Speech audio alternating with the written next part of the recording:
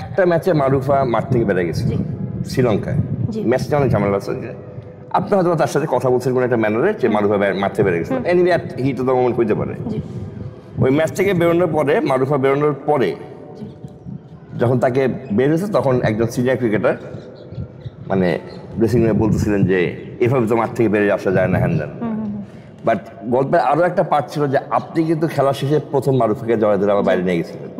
এই পুরো ঘটনাটা যদি একটু বলেন, কারণ আপনি মানে আমাদের কাছে যেভাবে আসছে, আপনি মারুফাকে এমন কিছু বলছেন যে কারণে কানতে কানতে সে বেড়ে গেছে। হ্যাঁ, কারণ আমি তো সবসময় দেখছি মারুফাকে আপনি আপনার নিজের ছোট বোনের চেয়ে বেশি আগলায় রেখে এই বন্ধ নিয়ে আসছে, মানে যদি ভুল না করি। তাহলে ওই দিন আপনার ছোট বোনের সাথে আপনি কি ধরনের ব্যবহার করলেন যে তাকে মানে কানতে কানতে মাঠ থেকে বেরোতে হইলো? ভাই আমি বলি কি, এখানে যারা এই ঘটনাটাকে ডিসক্রাইব করছেন না, খুব নেগেটিভ ওয়েতে এটাকে প্রেজেন্ট করা হয়েছে।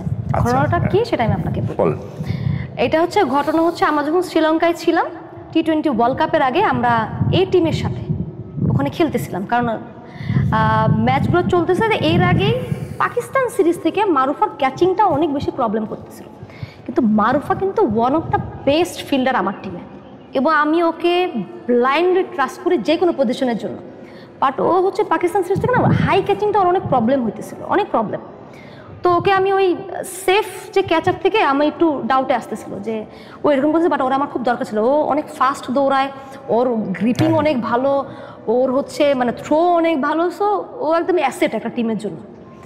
তো ওই সময়গুলোতে না ওই কন্টিনিউয়াসলি ওটাই ওর একটা ল্যাকিংস হয়ে যাচ্ছে। ও ট্রাই করতেছিল। আমি এর আগে ওই সিরিজের চলাকালীন এবং এর আগেও বিভিন্ন জায়গায় আমি প্র্যাকটিসে আমি ওকে এভাবে যা বলছি, বাবা তোমার তো এই জিনিসটা প্রবলেম হইতেছে, তুমি প্লিজ এই জিনিসটা একটু এক্সট্রা ওয়ার্ক করো, তোমার যদি সময় হয় তুমি কিছু এক্সট্রা ক্যাচিং করো, কারণ এটা আমাদেরকে অনেক বড় ভুগাবে। কারণ তুমি যেসব পজিশনে প্র্যাকটিস ফিল্ডিং করো, টিমের ওটা ভাইটাল জায়গা, ওখানে একটা ড্রপ হয়ে গেলে T20 গেম অনেক বড় আমরা পিছিয়ে যাবো। তো ও আমাকে বলে, হ্যাঁ আপু আমিও এই জিনিসটা চিন্তা করছি, আমি চেষ্টা করতেছি। তো এর আগেও ম্যাচগুলো তো সেম কাহিনী হয়েছে, ও প্র্যাকটিসে এরকম ড্রপ করছে, এবং ম্যাচে যেটা হয়েছে যে খুব ক্রুশাল সিচুয়েশন চলতেছে তখন। একটা হলো রেপোর বিষয় যে এই টিমের সাথে ন্যাশনাল টিম হারা অবস্থা। ওই মোমেন্টে ইমার্জিং খেলা ছিল, ইমার্জিং এর সাথে না ইমার্জিং কাইন্ড অফ আমরা তো ফুল ন্যাশনাল টিমে গেছিলাম ওই জায়গায়, কারণ আমাদের কোনো খেলা ছিল না বিধায় আমাদের খেলতে বাধ্য হয়েছে। তো ওই মোমেন্টে মারুফা একটা ক্যাচ ড্রপ করে। আগের কথা বলি যে মারুফার অলরেডি তখন বোলিং কোটা শেষ। ও আচ্ছা আচ্ছা, বোলিং কোটা শেষ। তো মারুফা যখন ক্যাচটা ড্রপ করে, ও ক্যাচ ড্রপ করার পরে হাত দেখতেছিল, মানে ওর হাতে লাগছে। সো আমার খুবই মানে ওর পরে ওটাই আমাদের লাস্ট গেমের ছিল। তো এরপরে আমার ওয়ার্ল্ড কাপ, আমি ওয়ার্ল্ড কাপে যাবো, যে আমার টেনশনটা ছিল যে ওর হাতে লাগছে কিনা। সো আমার টিমে আরো বাইরে আরো অনেক ফিল্ডাররা ছিল, তাই আমি বলছি মারুফা তুই বের হয়ে যা, তো থাকতে হবে না, তুই বের হয়ে যা। ও মানে keeping the world cup in mind. হ্যাঁ, যে ও যেন আবার যদি ও হাত লাগাচ্ছে, আমার কনসার্ন ছিল যে ওর হাতে যদি আবার লাগে, ওকে ব্যথা পাইছে কিনা, আমি রিস্ক নিতে চাইনি। তাও ডান হাতের এরকম কোনো একটা ইস্যু ছিল, ডান হাতে ও বোলিং হ্যান্ড। তো আমি বলছি তুই বের হয়ে যা, এবং আমি যেহেতু কিপিংয়ে ছিলাম, ও ছিল লং অনে, তো আমাকে জেনারেলি জিনিসটা শাউট করে বলতে চাই, এই মারুফা তুই বের হয়ে যা, ঠিক আছে? কিন্তু আমি কেন বের হইতে বলছি? এই কারণে, এই রিজনে। আচ্ছা, এই জিনিসটা ওকে কষ্ট ফিল করাইছে। দেন এখানে আবার কথা টুইস্ট আছে। আমি জানি না আপনি কি যেটা বললেন, যে ও যখন খেলা শেষ হয়েছে আমি তো বুঝতে পারছি ও একটা বাচ্চা মেয়ে, ওকে আমি প্রথম দিন থেকে ওকে আমি চিনি, জানি, ওকে আমি ক্যারি করি। হ্যাঁ না, তারপরে ও বেড়ে গেছে, আজকে বেড়ে গেছে। হ্যাঁ হ্যাঁ, আই নো, আমাকে প্রচন্ড ভালোবাসে। তো আমি স্ট্রেট ওয়ে কিন্তু আগে ওর কাছে গেছি, কার কাছে আমি কথা বলি না, ওর কাছে গেছি, যা দেখো কান্না করতেছে, এবং সেই তথাকথিত সিনিয়র তাকে সান্ত্বনা দিচ্ছে, এরকম কোনো কিছু না, এরকম না। এর আগে কি বলছে আই ডোন্ট নো। পরে আমি ওকে যে একদম আমার ছোট বোনকে আমি যেভাবে, আমি ওকে যা জড়া ধরে বললাম যে বাবা আমি তোমাকে কিন্তু এই রিজনে বের করছি।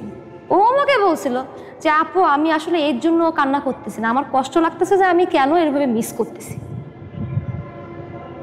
এখন বলে, পরে আমি বলছি যে তুমি একটাবারের জন্য চিন্তা করো না যে আমি তোমাকে ট্রাস্ট করি না, আমি তোমাকে অনেক ট্রাস্ট করি, কিন্তু আমি চাচ্ছি না যে তুমি আরও মানে কনফিডেন্ট লেস হও এই বিষয়ে। সো ও এই জন্য কান্না করতেছিল যে ও কেন মিস করতেছে এভাবে, ওর এখানে কষ্ট লাগছে, তাই ও কান্না করতেছিল। নট লাইক দ্যাট যে আমি ওকে মাঠ থেকে বেরোইতে বলছি, এবং মাঠ থেকে বেরোয়ার রিজনটা আমি আপনাকে বললাম। সো এখন এটাকে যদি আপনি মশলা দিয়ে নেগেটিভভাবে মানে উপস্থাপন করেন, তাহলে আমার আর এখানে কিছু বলার নেই।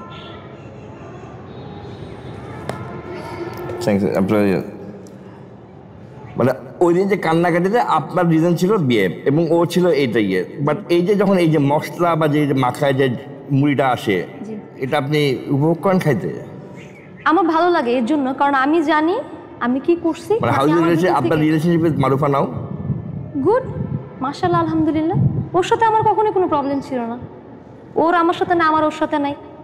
আমি ওকে ব্লাইন্ডলি ট্রাস্ট করি এবং আমি বলবো যে one of the best fast bowler যেটা বাংলাদেশ মানে পেয়েছে।